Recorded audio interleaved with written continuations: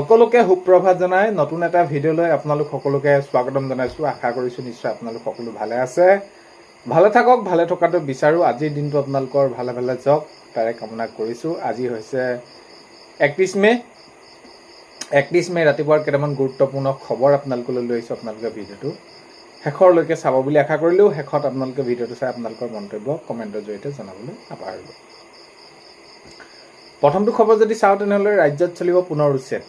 আৰু এতিয়া এই ৰাজ্যত পুনৰ চলিব উচ্ছেদ। এই যিসকলে অবৈধভাৱে তেওঁলোকে চৰকাৰী মাটি দখল কৰি আছে তেওঁলোকক উচ্ছেদ কৰা হ'ব অতি শীঘ্ৰে। আৰু এইবাৰ মাননীয় মুখ্যমন্ত্ৰী মহোদয়ে জনাইছে যে 1.5 লাখ বিঘা আমি যোৱা 5টা বছৰত কৰিলোঁ, এইবাৰ 4-5 লাখ বিঘা আমি উচ্ছেদ কৰিম। আৰু এই ক্ষেত্ৰত এতিয়া আমি যদি চাওঁ তেনেহ'লে গোৱালপাৰাৰ পৰা এইখিনি হোৱা আৰম্ভ, আমি সেইখিনি সম্ভাৱনা আছে গোৱালপাৰাত। তো দেখা যাওক ক'ত কেনেকৈ কি কেনেদৰে উচ্ছেদ হ'ব আগন্তুক সময়ত সেইখিনি গম পাম। কিন্তু ৰাজ্যত এইবাৰ চলিব সৰ্ববৃহৎ উচ্ছেদ অভিযান। তো এইখিনি স্পষ্ট মাননীয় মুখ্যমন্ত্ৰী মহোদয়। নেক্সট খবৰ যদি চাওঁ, অৰুণোদয়ৰ ফলত ঘৰুৱা হিংসা কম হৈছে। তো এতিয়া আমি যিদৰে এতিয়া মহিলাসকলক এই আঁচনিৰ জৰিয়তে তেওঁলোকক সামৰি লোৱা হৈছে, আৰু এই আঁচনিৰ জৰিয়তে সামৰি লোৱাৰ ফলত ঘৰত যিদৰে পুৰুষসকলে এই যি নকৰিবলগীয়া কিছুমান কাম কৰি এইবিলাক বহুত বেছি হ্ৰাস পাইছে বুলি আপোনালোকৰ বাবে সেইখিনি মাননীয় মুখ্যমন্ত্ৰী মহোদয়ে এটি তথ্য দিছে। যদি আপোনালোকে মাননীয় মুখ্যমন্ত্ৰী মহোদয়ক ফেচবুকত ফ'ল' কৰি ৰাখিছে তেনেহ'লে আপোনালোকে তাতে হয়তো নিশ্চয় দেখিব, তাতে মাননীয় মুখ্যমন্ত্ৰী মহোদয়ে এই বিষয়ৰ ওপৰত কৈছে। তো অৰুণোদয় আঁচনিৰ ফলত তো এই যি মহিলাসকলক এই আঁচনিৰ জৰিয়তে সাঙুৰি লৈছে, মহিলাসকলৰ ওপৰত যি অত্যাচাৰ হওক বা যি যেনেদৰে অলপমান কিছুমান কঠোৰ দমন নীতি থাকে, তো পুৰুষসকলে এনেকুৱা ধৰণৰ কামবিলাক কৰা দেখা যায় পৰিয়ালৰ মাজত। তো এইবিলাক কম হৈছে বুলি কৈছে। আৰু আগন্তুক সময়ত আপোনালোকে বহুতেই সুধি আছে অৰুণোদয় কি হ'ব কি নহ'ব আগন্তুক অহা 10 তাৰিখে। এতিয়া 10 তাৰিখে পাব নাপাব এইটো বহুত বেছি আপোনালোকৰ মাজত চৰ্চা হৈ আছে। আৰু এই যি পাব নাপাব আপোনালোকে আগন্তুক এইকেইদিনৰ ভিতৰতে গম পাব। কাৰণ কেলৈ স্পষ্টকৈ মাননীয় মুখ্যমন্ত্ৰী মহোদয়ে এতিয়ালৈ কোৱা নাই, যদিও নিৰ্বাচনৰ পূৰ্বে কৈছিল যে আমি যদি জিকোঁ তেনেহ'লে আমি কি কৰিম, ধাৰাবাহিকভাৱে এইখিনি আঁচনি টকা দি যাম। কিন্তু এতিয়ালৈকে কোনো ধৰণৰ ইয়াৰ ওপৰত মন্তব্য আগবঢ়োৱা নাই। নিশ্চয় দিব, আপোনালোকে পাব, চিন্তা কৰাৰ বিষয় নাই। যিসকল কৰ্মচাৰীয়ে অৱসৰ গ্ৰহণ কৰাৰ পিছত তেওঁলোকৰ নিজৰ যিটো প্ৰাপ্য মানে তেওঁলোকে যিটো পেঞ্চন পাব লাগে, সেই পেঞ্চনটো পাবৰ বাবে বহুত বেছি তাঁতবাতি কৰি থাকিবলগীয়া হয়। অফিচে যাবলগীয়া হয়, দৰ্জাই যাবলগীয়া হয়। আজি তেওঁলোকৰ ফাইলটো নাই যোৱা, কাইলৈ নাই যোৱা। তো এনেকুৱা ধৰণৰ এই কৰ্মচাৰীসকলক কৰি থকা দেখা যায়। আৰু সেইটো চলিয়ে থাকে তেনেদৰে, আৰু এতিয়া চলি আছে। আৰু এই ক্ষেত্ৰত যিহেতু মাননীয় মুখ্যমন্ত্ৰী মহোদয়ে এইবাৰ বহুত বেছি কঠোৰ হোৱা দেখা গৈছে। কঠোৰ হৈছে মাননীয় মুখ্যমন্ত্ৰী মহোদয়ে কৈছে কৰ্মচাৰীসকলৰ সেইটো হৈছে তেওঁলোকৰ প্ৰাপ্য, তেওঁলোকৰ সেইটো অধিকাৰ। আৰু এই যি অধিকাৰ বা প্ৰাপ্যৰ পৰা তেওঁলোকক বঞ্চিত কৰি ৰাখিব নালাগে বহুত দীৰ্ঘদিনৰ বাবে। কাৰণ কেলৈ কিবা এটা যদি কাম কৰোঁতে 2-এদিন দেৰি লাগিব পাৰে, আমি সেইখিনি মানি ল'লোঁ, কিন্তু যেন বছৰ লাগিব এনেকুৱা ধৰণৰ নহয়। আৰু এই যি সৈতে জড়িত হৈ থাকিব কাৰ্যসৈতে তেওঁলোকক কি কৰা হ'ব, উচিত ব্যৱস্থা গ্ৰহণ কৰা হ'ব তেওঁলোকৰ বিৰুদ্ধে। এইখিনি এই মাননীয় মুখ্যমন্ত্ৰী মহোদয়ে জনাইছে। অৰ্থাৎ এতিয়া আমি যদি চাওঁ ৰাজ্যৰ কৰ্মচাৰীসকলে যি পেঞ্চনৰ পোৱাৰ ব্যৱস্থা অতি সোনকালে হ'ব, আৰু মাননীয় মুখ্যমন্ত্ৰী মহোদয়ে এইখিনি কৈছে। নেক্সটটো খবৰ যদি চাওঁ, হাইলাকান্দিত কংগ্ৰেছৰ অব্যাহত দলীয় সংঘাত। এতিয়া কংগ্ৰেছৰ যিটো 26 নিৰ্বাচনত ফলাফলত তেওঁলোকৰ যিটো অৱস্থা হ'ল বা ৰাইজে যিটো তেনেদৰে ফলাফল দিলে, তো ইয়াক লৈ যদি আমি চাওঁ তেনেহ'লে তেওঁলোকৰ ভিতৰতো বহুতখিনিয়ে এই বিবাদৰ সৃষ্টি হৈছে এইদৰে। তো এতিয়া হাইলাকান্দি কংগ্ৰেছৰ অব্যাহত দলীয় সংঘাত তেওঁলোকৰ মাজত, এইখিনি আমি দেখা পাইছোঁ। নেক্সটটো খবৰ হৈছে দাইল, নিমখ, চেনি। এতিয়া ৰেচন যিসকল হিতাধিকাৰী, যিসকলে চৰকাৰী চাউল পাই আছে বা ৰেচন কাৰ্ড আছে, তেওঁলোকৰ বাবে বহুত বেছি দুখ খবৰ যে অহা মাহৰ পৰা দাইল, চেনি, নিমখ নাপাব। আৰু এতিয়া বৰ্তমান সময়ত যিহেতু অত্যাৱশ্যকীয় সামগ্ৰীৰ মূল্য বৃদ্ধি হৈছে, আৰু আমি যদি চাওঁ ৰন্ধন গেছ, পেট্ৰল, ডিজেল এইবিলাকৰ মূল্য বৃদ্ধি হৈছে। ইৰাণ আৰু আমেৰিকাৰ মাজত যুদ্ধ হৈছে। তো এই যি পৰিৱেশ হৈছে, পৰিৱেশৰ বাবে এইখিনি হৈছে। আৰু বিশেষকৈ আমি যদি দাইল, নিমখ, চেনি চাওঁ তেনেহ'লে বাজেট,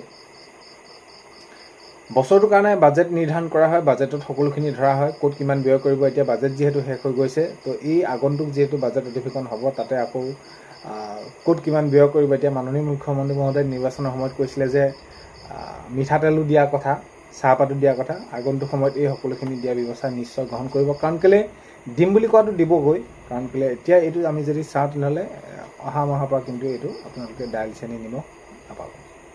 দেখা যাওক ক'ত কেতিয়া কেনেদৰে এইখিনি দিয়া হয়। নেক্সট খবৰ হৈছে বৰপেটা জিলাৰ হাউলিত GST বিভাগৰ অভিযান। এতিয়া আমি ৰাজ্যৰ ঠায়ে ঠায়ে দেখিছোঁ GST বিভাগে সেইখিনি অভিযান চলাইছে, কাৰণ কেলৈ তেওঁলোকে যিটো পাবলগীয়া প্ৰাপ্য তেওঁলোকে সেইটো পোৱা নাই। সেইবাবে এইখিনি আমি দেখা গৈছে যে আজি বৰপেটা জিলাৰ হাউলিত GST বিভাগে অভিযান চলোৱা দেখা গৈছে। নেক্সট খবৰ হৈছে মূল্যবৃদ্ধিৰ সময়ত ৰেচন কাৰ্ডৰ সামগ্ৰী বন্ধ কৰি দিলে ৰাইজৰ হাহাকাৰ অৱস্থা হ'ব। ৱাজেদ আলী চৌধুৰী ডাঙৰীয়াই মন্তব্য কৰিছে যে এতিয়া যিটো মূল্যবৃদ্ধি হৈ আছে, অত্যাৱশ্যকীয় সামগ্ৰীবিলাক মূল্যবৃদ্ধি হৈছে, আৰু এই সময়তে যদি ৰেচন কাৰ্ড যিসকল হিতাধিকাৰী, সেই হিতাধিকাৰীসকলে যদি সামগ্ৰী বন্ধ কৰি দিয়ে তেনেহ'লে ৰাইজৰ নিশ্চয় বহুত বেছি এটা বেয়া লগা অৱস্থা হ'ব বা তেওঁলোকৰ মাজত এটা হাহাকাৰ হ'ব বুলি মন্তব্য কৰা দেখা গৈছে ৱাজেদ আলী চৌধুৰী ডাঙৰীয়াই। নেক্সট খবৰ হৈছে নতুন বিজ্ঞাপন ওলাবলৈ গৈ আছে চাকৰি, অতি সোনকালে ওলাব। আৰু এই ক্ষেত্ৰত যদি আপোনালোকে ডকুমেণ্ট এতিয়াও যুগুত কৰি ৰখা নাই তেনেহ'লে আপোনালোকে অতি সোনকালে সকলোখিনি আপোনালোকে এমপ্লয়মেণ্ট এক্সচেঞ্জৰ কাৰ্ডৰ পৰা আদি কৰি PRC কাৰ্ড চাৰ্টিফিকেট সকলোখিনি আপোনালোকে ঠিক কৰি ল'ব, নহ'লে আগন্তুক সময়ত আপোনালোকক বহুত বেছি অসুবিধা হ'ব পাৰে। নেক্সট খবৰ হৈছে মিয়া প্ৰসংগ, যিহেতু বাংলাদেশী যিসকল মিয়া অবৈধভাৱে আছে তেওঁলোকক যাতে এই কাম মাননীয় মুখ্যমন্ত্ৰী মহোদয়ে পূৰ্বতেও জনাইছিলে যে কামসমূহ কোনোবাই এতিয়া ঘৰত আমি উচ্ছেদ কৰিছোঁ, উচ্ছেদ কৰাৰ পাছত সেইটো আমাৰ কৰ্তব্য বা দায়িত্ব আমি কৰিলোঁ, কিন্তু এই যে খেতি এটা কৰিবৰ সময়ত তেওঁলোকক ঘৰে ঘৰে লৈ বা আমি ঘৰ এটি বনাবৰ বাবে তো এনেকুৱা ধৰণৰ ভাড়া ঘৰ দিয়া, সেইখিনি ক্ষেত্ৰত আমিও সজাগ হ'ব লাগিব বুলি মুখ্যমন্ত্ৰী মহোদয়ে জনাইছে, আৰু এই ক্ষেত্ৰত আমি ব্যৱস্থা কৰিব লাগিব বুলি জনাইছে। তো সেইবাবে কৈছে যে মিয়াক ঠিকা দিব নালাগে বা মিয়াক আশ্ৰয় দিব নালাগে, মুখ্যমন্ত্ৰী মহোদয়ে ইমানদৰে জনায়। নেক্সট খবৰ হৈছে দলীয় কৰ্মী নেতৃত্বৰ সৈতে তিতাবৰত পৰ্যালোচনা বৈঠকত মিলিত গৌৰৱ গগৈ ডাঙৰীয়া। প্ৰদেশ কংগ্ৰেছৰ সভাপতি গৌৰৱ গগৈ ডাঙৰীয়া তিতাবৰত তেওঁলোকে পৰ্যালোচনা বৈঠকত মিলিত হৈছে, আৰু তেওঁলোকে যে যি তেওঁলোকৰ নিৰ্বাচনৰ ফলাফল হ'ল এই বিষয়েও তেওঁলোকে আলোচনা কৰিছে। আগন্তুক সময়ত কিদৰে তেওঁলোকে সেইখিনি আগবাঢ়ি যাব পাৰে বা কেনেকুৱা ধৰণৰ ভাৱে কৰিলে সেইখিনি আগবাঢ়ি যাব, তো ইয়াক লৈ সেইখিনি কৰা দেখা গৈছে। তো এতিয়া এইটো কৈছে যে আমি মন ভাঙি নিদিওঁ, মন ভাঙি দিয়া নাই, মন ভাঙি দিলে আমাৰ দলৰ একেবাৰে অৱস্থা আৰু বহুত বেছি বেয়া হ'ব, সেইবাবে আমি আমাৰ কাম কৰি যাব লাগিব, এতিয়া আমি মন ভাঙি দিয়া নাই, গৌৰৱ গগৈ ডাঙৰীয়াই মন্তব্য কৰিছে। আৰু আমি ৰাইজৰ মাজলৈ যাব লাগিব, আমি ৰাইজৰ মাজলৈ যাবই লাগিবই, কাৰণ কেলৈ ৰাইজৰ মাজলৈ গ'লেহে আমি কি কৰিব পাৰিম, আগন্তুক সময়ত বিজেপিৰ বিৰুদ্ধে যুদ্ধ কৰিব পাৰিম, আৰু এইখিনি আমি যি প্ৰতিশ্ৰুতি দিছোঁ এইখিনি পূৰ কৰিব পাৰিম বা ৰাইজৰ মাজলৈ আমি যাবই লাগিব। এতিয়া গৌৰৱ গগৈ ডাঙৰীয়াই আৰু এটা মন্তব্য কৰিছে যে বিজেপিয়ে যি মিছা প্ৰতিশ্ৰুতি দিয়ে বা দিছে, প্ৰতিশ্ৰুতি যিসমূহ দিয়ে সকলো সেইখিনি মিছা, বিজেপিয়ে মিছা প্ৰতিশ্ৰুতি দিয়ে বুলি গৌৰৱ গগৈ ডাঙৰীয়াই মন্তব্য কৰিছে। নেক্সট খবৰ যদি চাওঁ, গৌৰৱ গগৈ ডাঙৰীয়াই মন্তব্য কৰিছে যে এই চৰকাৰৰ দিনত কেলেংকাৰী বাঢ়িব।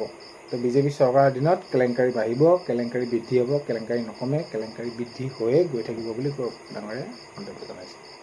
নেক্সট খবৰ হৈছে শিৱসাগৰ চহৰত য'তে ত'তে জাবৰ যদি আপোনালোকে পেলায়, এতিয়াৰ পৰা আপোনালোকে সাৱধান হ'ব লাগিব। যদি আপোনালোকে তামোল খোৱা অভ্যাস আছে, যদি পিক পেলায় তেনেহ'লে আপোনালোকে তাৰ পৰা সাৱধান হ'ব লাগিব, কাৰণ কেলৈ এতিয়া তেওঁলোকৰ টাউন কমিটিয়ে পৌৰসভাই এইখিনি কি কৰিছে, চোৱা চিতা কৰিবৰ বাবে এখনি ভেন প্ৰস্তুত কৰিছে আৰু তাতে কেমেৰা সংলগ্ন কৰা হৈছে। আজি 31 মে ৰাতিপুৱা খবৰ এইকেইটাই আপোনালোকক জনালোঁ। ভিডিঅ'টো শেষলৈকে চোৱাৰ বাবে বহুত বেছি ধন্যবাদ।